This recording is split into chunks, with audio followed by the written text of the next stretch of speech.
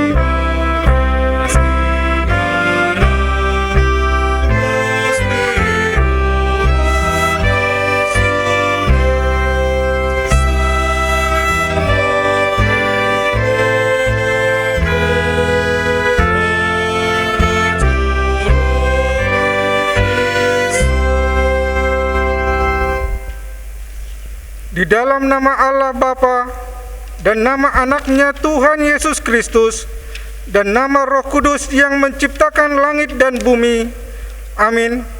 Allah yang telah mengasihi kita dan yang telah mengutus anaknya sebagai perdamaian bagi dosa-dosa kita. Saudara-saudaraku yang kekasih, jika kalau Allah sedemikian mengasihi kita, maka haruslah kita saling mengasihi. Haleluya. Haleluya, haleluya, haleluya.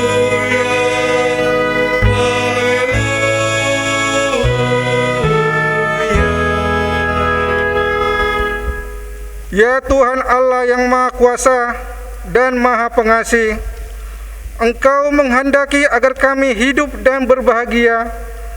Berulang kali dan dalam berbagai cara Tuhan berbicara kepada kami agar kami bangun dari kegelapan dan mengenal kebahagiaan yang dari Tuhan.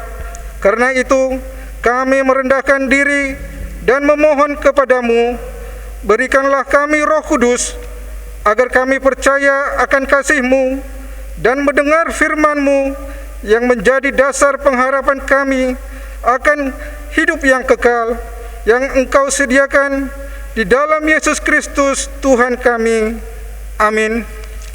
Kita bernyanyi dari buku ND nomor 557 ayat 1 dan 2.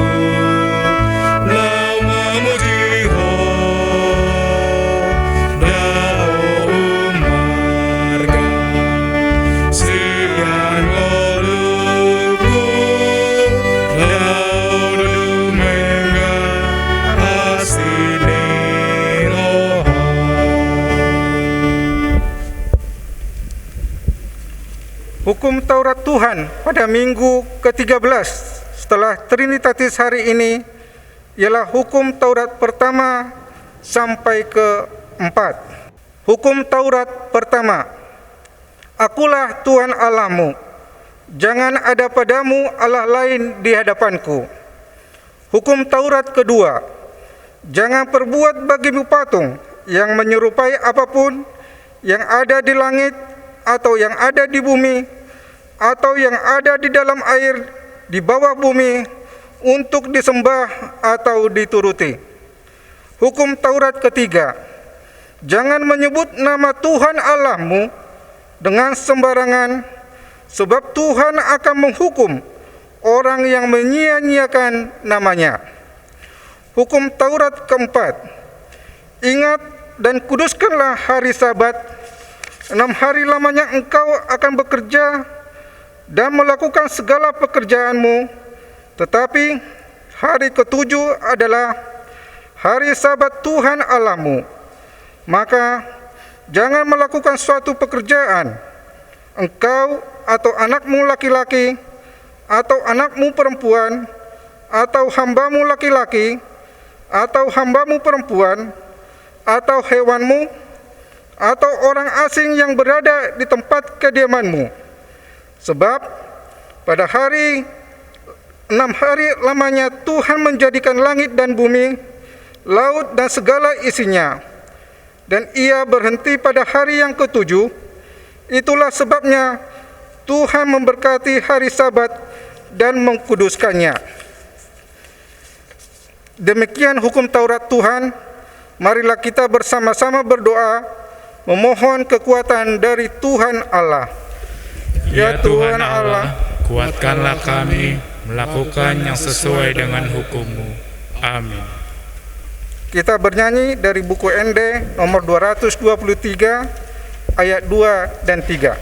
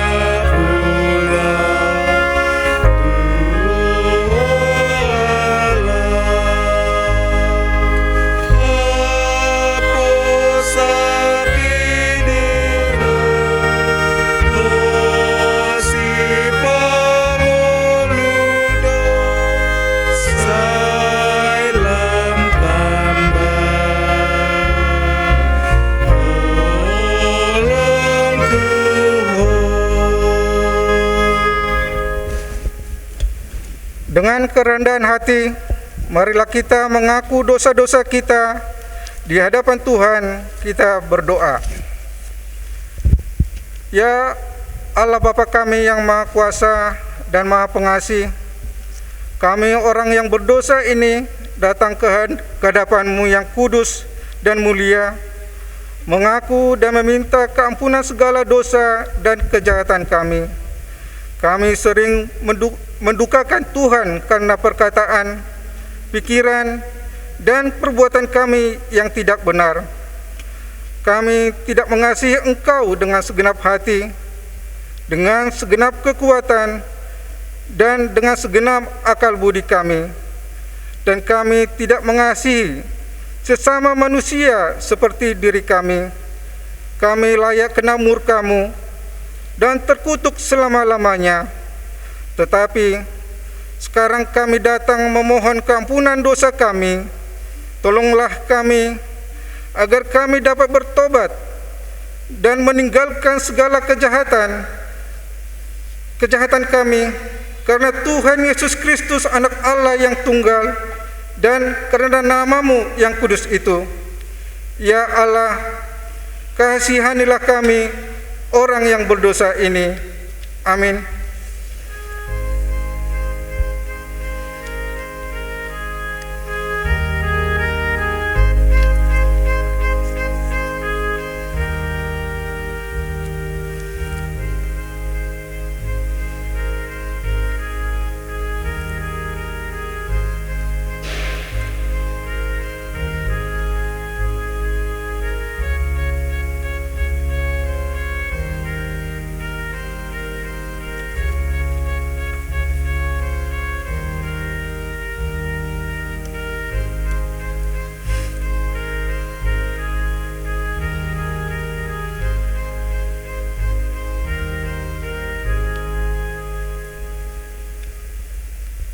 Marilah kita mendengar janji Tuhan tentang pengampunan dosa-dosa kita. Hanya sesaat lamanya aku meninggalkan engkau, tetapi karena kasih sayang yang besar, aku mengambil engkau kembali. Dalam murka yang meluap aku telah menyembunyikan wajahku terhadap engkau sesaat lamanya. Tetapi dalam kasih setia abadi, aku telah mengasihi engkau, firman Tuhan penebus-Mu. Kemuliaan bagi Allah di tempat yang maha tinggi. Amin. Kita bernyanyi dari buku ND nomor 183 ayat 1 dan 2.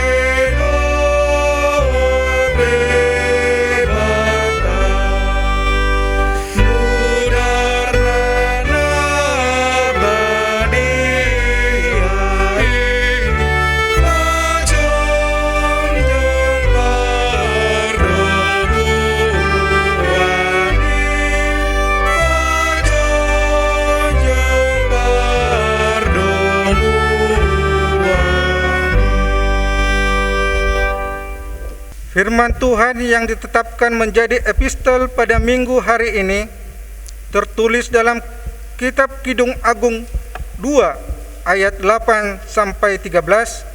Kita membacanya dengan responsoria. Kidung Agung 2 ayat 8 sampai 13. Dengarlah kekasihku, Lihatlah, ia datang melompat-lompat di atas gunung-gunung, meloncat-loncat di atas bukit-bukit. Kekasihku serupa kijang atau anak rusa. Lihatlah, ia berdiri di balik dinding kita, sambil menengok-nengok melalui tingkap-tingkap dan melihat dari kisi-kisi. Kekasihku mulai berbicara kepadaku, bangunlah manisku, jelitaku, marilah. Karena lihatlah, musim dingin telah lewat, hujan telah berhenti dan sudah berlalu. Di ladang telah nampak bunga-bunga, tibalah musim memangkas, bunyi tekukur terdengar di tanah kita. Pohon ara mulai berbuah, dan bunga pohon anggur semerbak baunya. Bangunlah manisku, jelitaku, marilah. Demikian firman Tuhan. Berbahagialah orang yang mendengarkan firman Allah serta memeliharanya. Amin. Kita bernyanyi dari buku ND nomor 709 ayat 1 dan 2.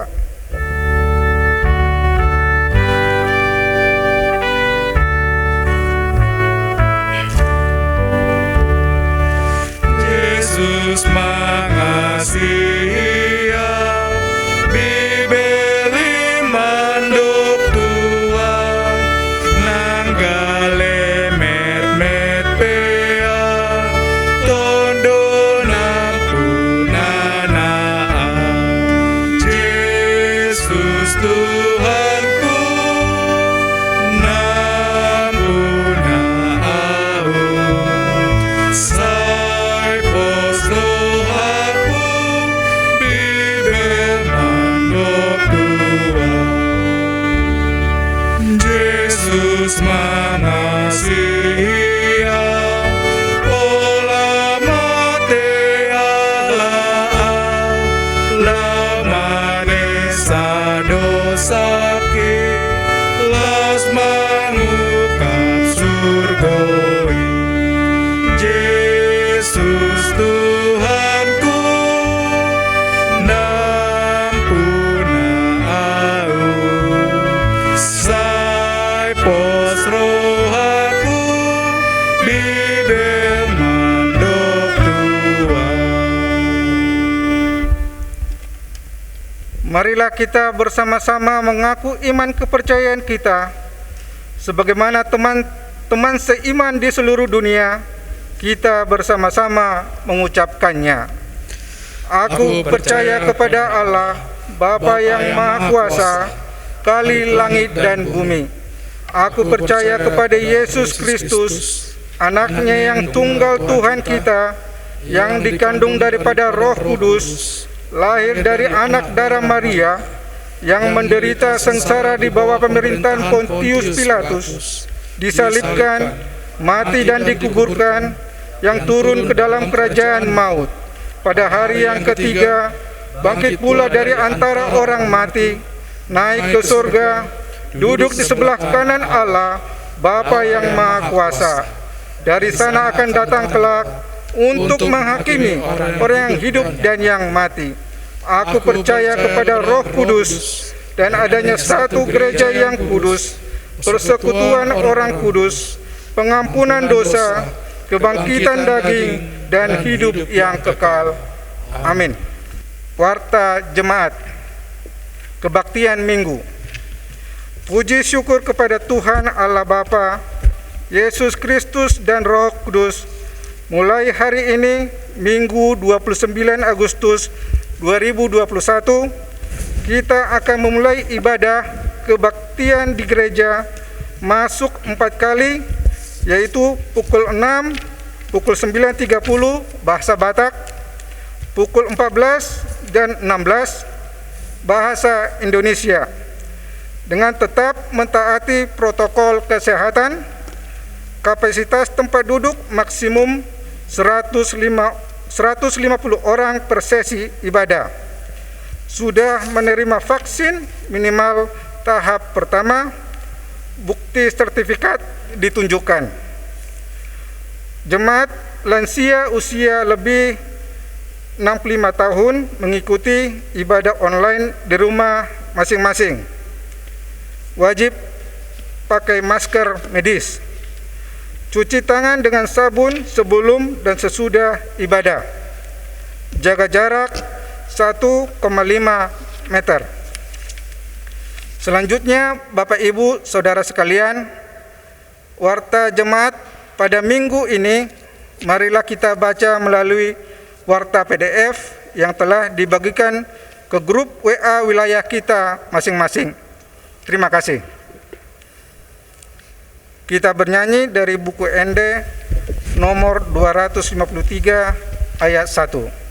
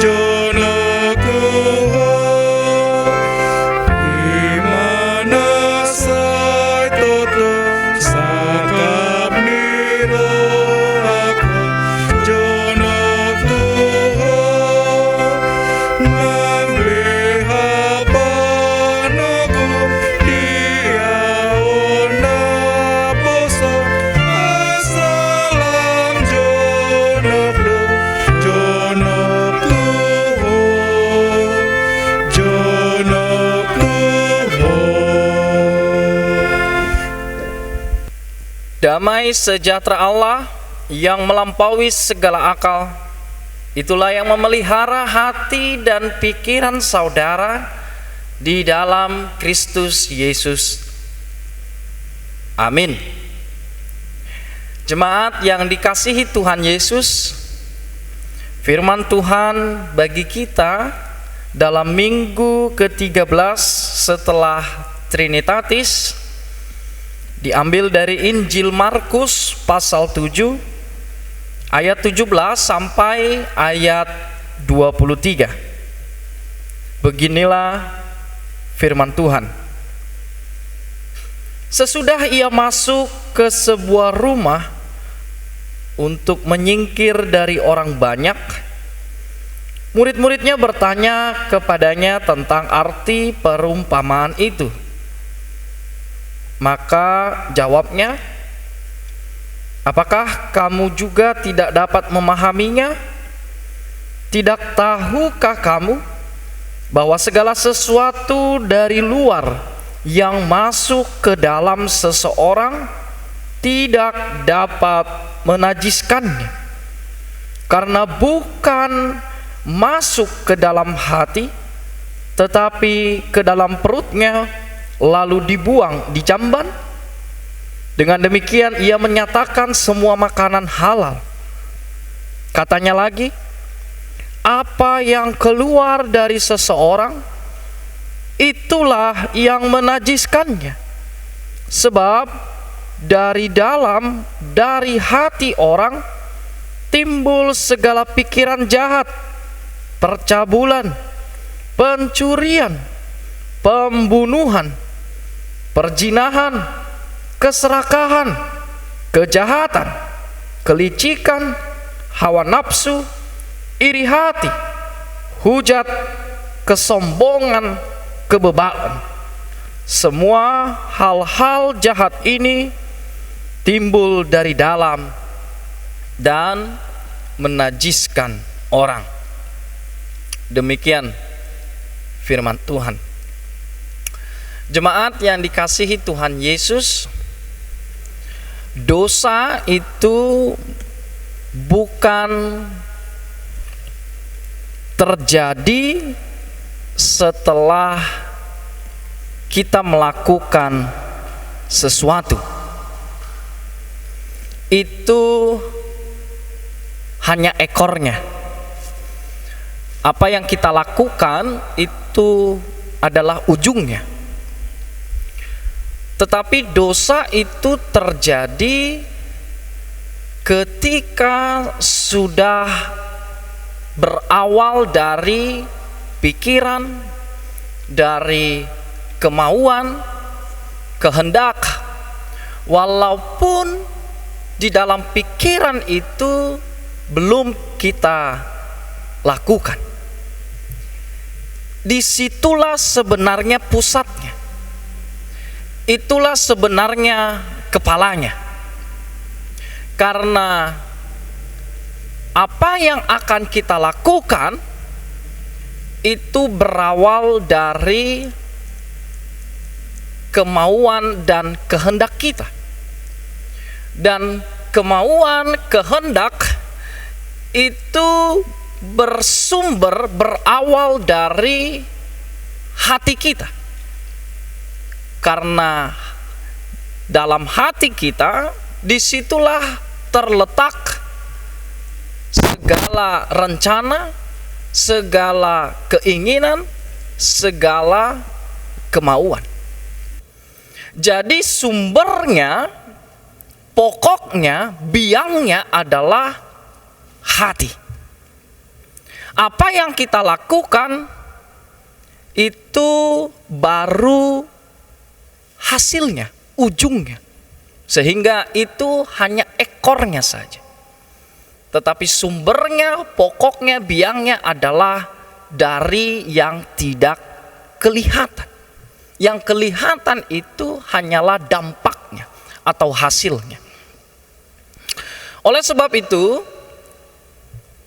dalam hukum Taurat kita melihat ada dua bagian. Dalam hukum Taurat 1 sampai hukum Taurat yang keempat, di situ diperlihatkan ada dosa yang dilakukan secara non fisik, secara yang tidak kelihatan. Sehingga hukum Taurat bagian yang kedua, hukum Taurat ke-5 sampai ke-10, itu adalah dosa-dosa yang kelihatan. Membunuh, mencuri. Namun ironisnya adalah manusia lebih mudah untuk menghukum atau lebih mudah untuk menyerahkan kehidupannya, dosanya hanya pada hal-hal yang kelihatan. Artinya Mang Inang, manusia bertobat, tetapi seringkali yang diserahkan kepada Tuhan, yang dia sesali hanyalah bagian-bagian yang kelihatan. Tetapi hal-hal yang non fisik tadi, yang tidak kelihatan itu masih tetap dipelihara. Sehingga tidak salah, justru kalau dosa-dosa yang kelihatan begitu gampangnya kita mengumpat, begitu gampangnya kita menghukum. Tetapi dosa yang tidak kelihatan itu, seperti firman Tuhan yang dari dalam itu, apa itu? Iri hati, dendam, kebencian, itu tidak kelihatan. Tetapi itu kita pelihara dengan baik-baik. Itu belum kita serahkan kepada Tuhan. Sehingga tanpa disadari, hanya alam sadar kita saja yang kita kendalikan. Kalau dalam psikologi, alam bawah sadar itu naluri kita sebagai manusia, insting kita itu tidak kita serahkan sepenuhnya kepada Tuhan. Tetapi hanya bagian alam sadar saja yang kita berikan, kita bertobat, kita sesali, kita serahkan kepada Allah. Sehingga tidak jarang kalau ada orang ketika dia berbuat dosa, lalu dia menyesalinya, namun dia akan kembali lagi melakukan hal yang sama. Dia akan masuk lagi ke dalam perbuatan salah yang sama. Seseorang karena begitu tajamnya lidahnya, tidak peduli dengan perasaan orang lain, sehingga dia begitu mudah untuk membuat orang tersinggung. Dia sadar bahwa itu salah, lalu dia minta maaf, dia menyesalinya. Tetapi apakah lalu persoalan itu selesai dengan minta maaf? Tidak, karena dia masih membiarkan rasa atau alam bawah sadarnya itu masih dipelihara. Watak karakternya yaitu senang untuk menjatuhkan orang lain. Berapa atau berpuluh-puluh kali dia minta maaf, tetapi dia akan masuk lagi ke dalam kesalahan yang sama karena hanya ekornya saja, karena hanya ujungnya saja yang dia tobatkan, serahkan kepada Tuhan.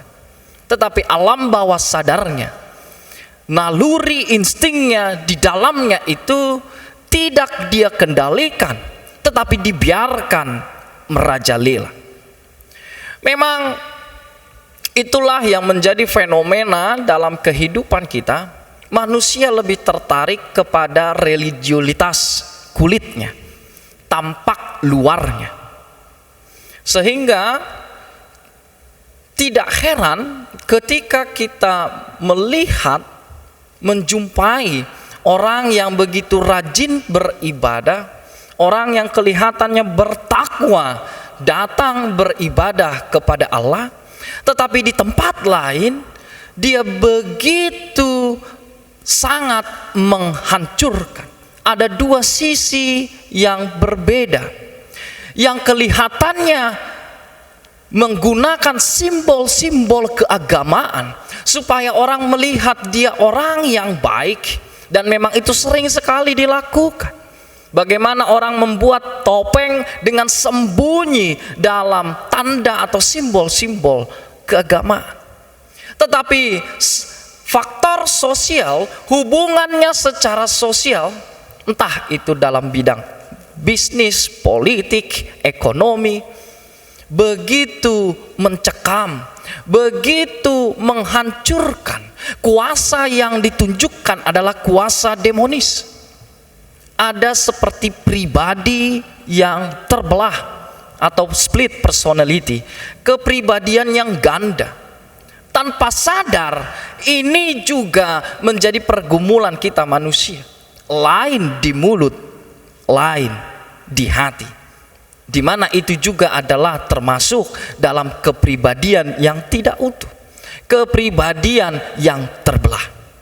Melalui firman Tuhan, Yesus mengajak kita bahwa kita melakukan tindakan pembersihan yang betul-betul menjadi pokoknya, yang betul-betul menjadi sumbernya dari awalnya, yaitu tindakan pembersihan mulai dari hati kita. Bersihkan terlebih dahulu hati kita, maka yang akan terjadi sekitar kita juga akan menjadi bersih dan indah. Sederhana, Amang Inang, coba saja kalau kita isi hati kita dengan kedengkian, kecurigaan, maka efeknya yang terjadi pasti secara otomatis sekitar kita juga akan menjadi hitam kelam.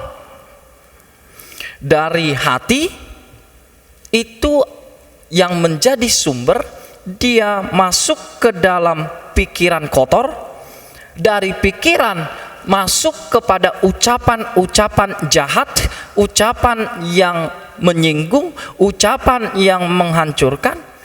Maka kalau sudah itu, tangan dan kaki sebentar lagi akan bergerak melakukan kejahatan. Sehingga tidak heran juga saat ini banyak isu, banyak hoaks, banyak fitnah. Oleh sebab itu ini menjadi salah satu cara bagaimana mencegat dosa. Maka terlebih yang paling penting adalah cegah dia dari sumbernya, dari pokoknya. yaitu cegatlah dosa itu mulai dari hati. Karena tadi, kalau dalam hati ini kita berikan ruang hal-hal yang menghancurkan, seperti firman Tuhan dari Markus 7 ayat 21, saya akan bacakan. Sebab dari hati orang timbul segala pikiran jahat, percabulan, pencurian, pembunuhan, dan lain sebagainya. Maka yang keluar, responnya juga adalah dia akan menciptakan gambaran relasi yang buruk terhadap sesamanya. Padahal hanya dari hati maka akan muncul komunikasi yang sangat rusak terhadap orang lain. Padahal begitu vitalnya komunikasi, alat kita berbicara. Tetapi kalau hatinya saja sudah penuh dengan kecurigaan, dengan kedengkian, maka apalagi yang tersisa? Padahal kita tahu hidup ini hanya dengan komunikasi saja, dan memang itu adalah alat yang paling kita butuhkan. Sehingga bukan yang masuk yang menajiskan, kata Yesus. Tapi itulah yang sering menjadi ukuran dunia. Kulitnya, make up-nya. Banyak orang justru senang bersembunyi, berselubung di dalam simbol-simbol topeng tadi. Bahkan tanpa sadar, topeng itu sudah melekat di dalam dirinya sehingga dia menganggap itu menjadi kenyataan karena sudah menempel, bahkan tidak bisa lepas. Manusia lebih menarik kepada hal-hal yang bersifat kulitnya. Dan itu juga yang kita terima, yang kita jumpai. Banyak orang serasa lagaknya malaikat, tetapi tindak tanduknya, perilakunya justru menjadi preman, memberikan hal-hal yang demonis, menjatuhkan satu dengan yang lainnya. Karena yang terlebih dahulu harus kita kendalikan, bahkan kita serahkan kepada Allah. Yang harus kita luruskan adalah hati kita. Disitulah letak seluruh kehendak, kemauan. Karena kalau tadi, jika kehendaknya saja sudah jahat, maka yang akan muncul adalah maksud dan rencana yang jelek. Dan kalau sudah jahat, apalagi yang akan tersisa. Jemaat yang terkasih, kembali lagi, tidak kebetulan hukum Taurat bagian pertama itu adalah hal-hal yang tidak kelihatan, yang non-fisikal, yaitu tadi hukum Taurat yang pertama dan keempat. Tetapi kita lebih cenderung memperhatikan bagian yang kedua. Bukan berarti yang kedua itu tidak penting, namun hanya bagian alam sadar kita yang kita serahkan kepada Allah. Kita belum menyerahkan alam bawah sadar kita, insting kita, naluri kita, keakuan kita, keinginan kita, kemauan kita. Bahkan ini menjadi introspeksi. Bagaimana dengan karakter dan temperamen kita? Bagaimana dengan keinginan kita?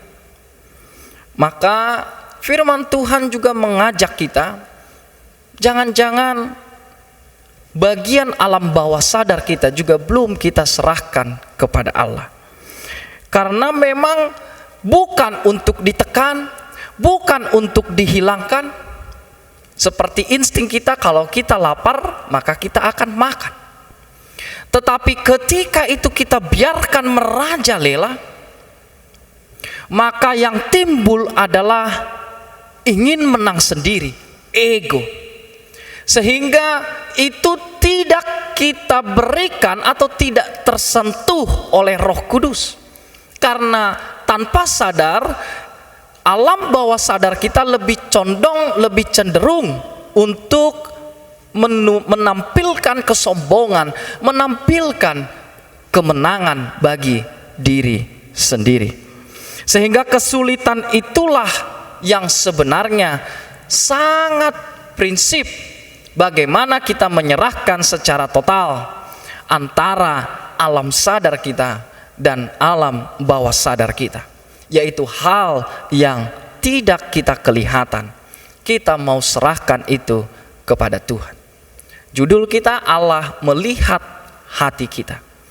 Kalau hati kita isi dan menjadi sarang dari segala sumber kedengkian, kebencian, maka tinggal tunggu waktunya lagi. Dosa apapun yang kita lakukan adalah hitam kelam.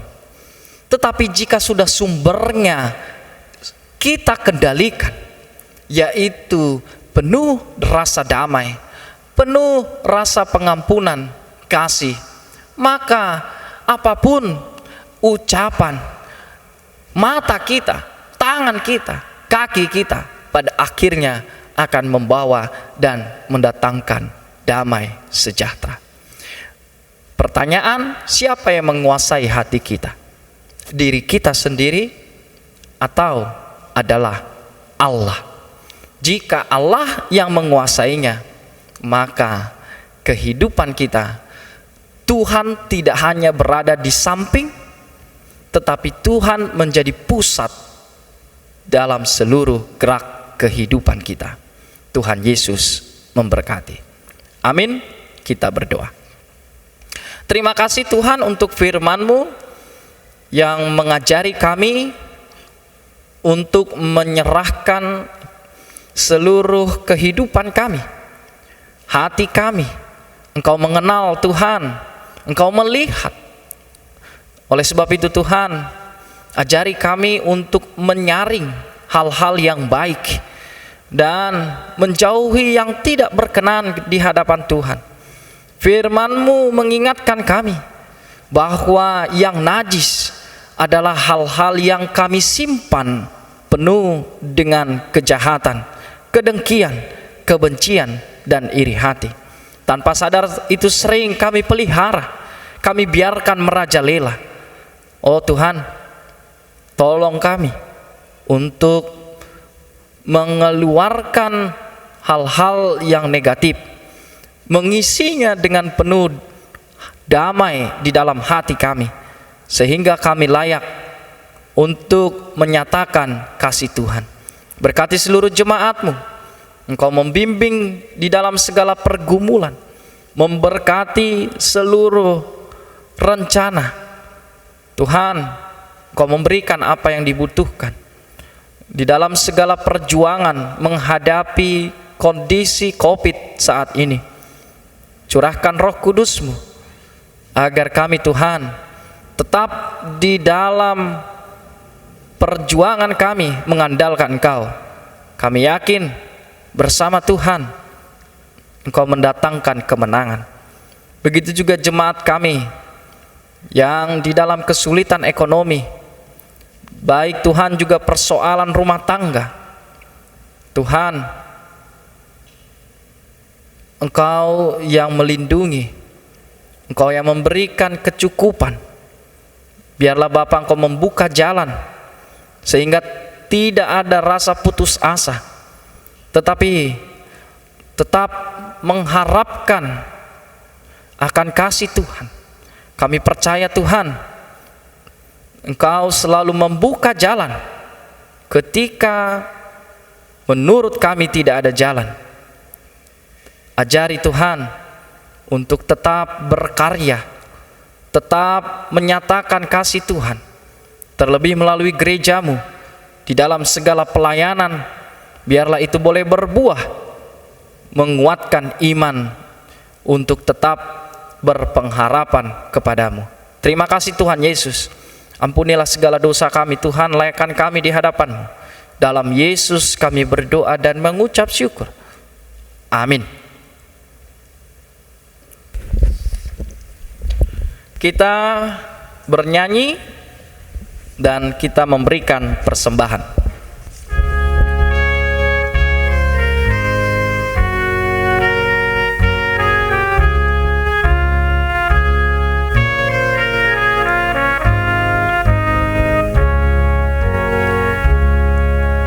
Sai patama diriku ale Tuhan, Bapa tarhonina ulimi Tuhan, suruh matonimi saur turohaki, lapa patarolomi turoma.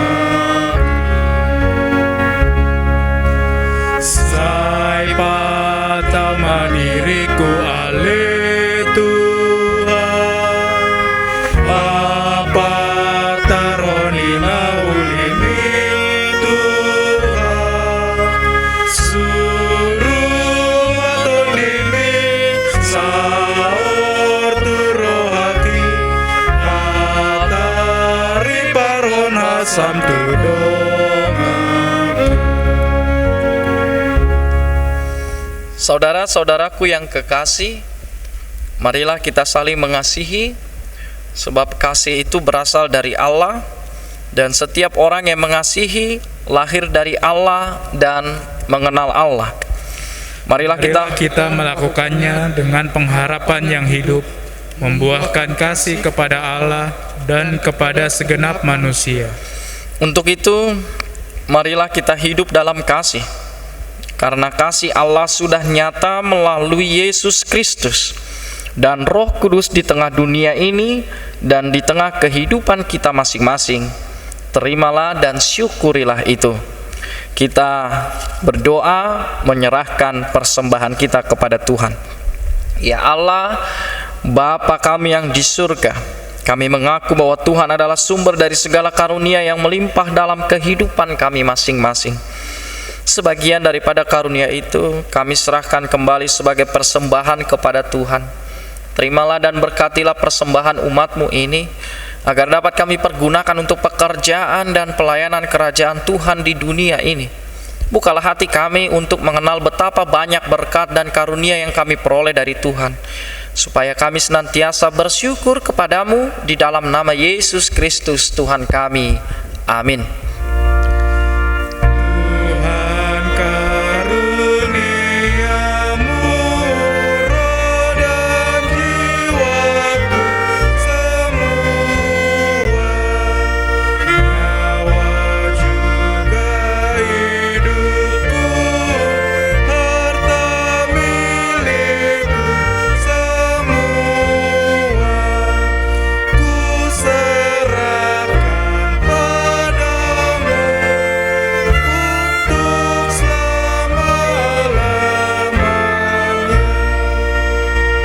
Bapa kami yang di surga, dikuduskanlah namamu, datanglah kerajaan-Mu, jadilah kehendak-Mu di bumi seperti di surga. Berikanlah kami pada hari ini makanan kami yang secukupnya, dan ampunilah kami akan kesalahan kami, seperti kami juga telah mengampuni orang yang bersalah kepada kami. Dan janganlah membawa kami ke dalam pencobaan, tetapi lepaskanlah kami daripada yang jahat.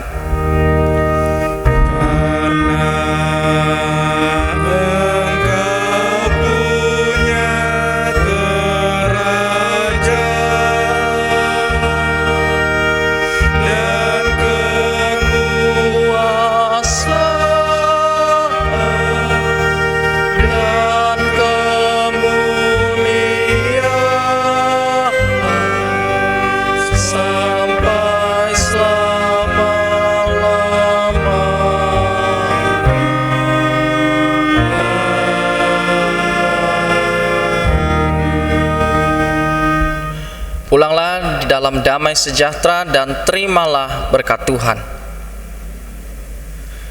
Tuhan memberkati engkau dan melindungi engkau. Tuhan menyinari engkau dengan wajah-Nya dan memberi engkau kasih karunia. Tuhan menghadapkan wajah-Nya kepadamu dan memberi engkau damai sejahtera.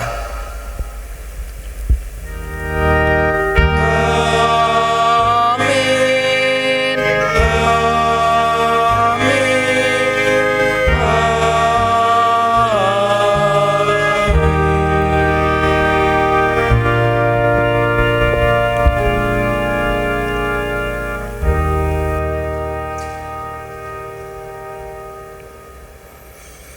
Shalom bagi kita semua. Amang Inang, selamat hari Minggu.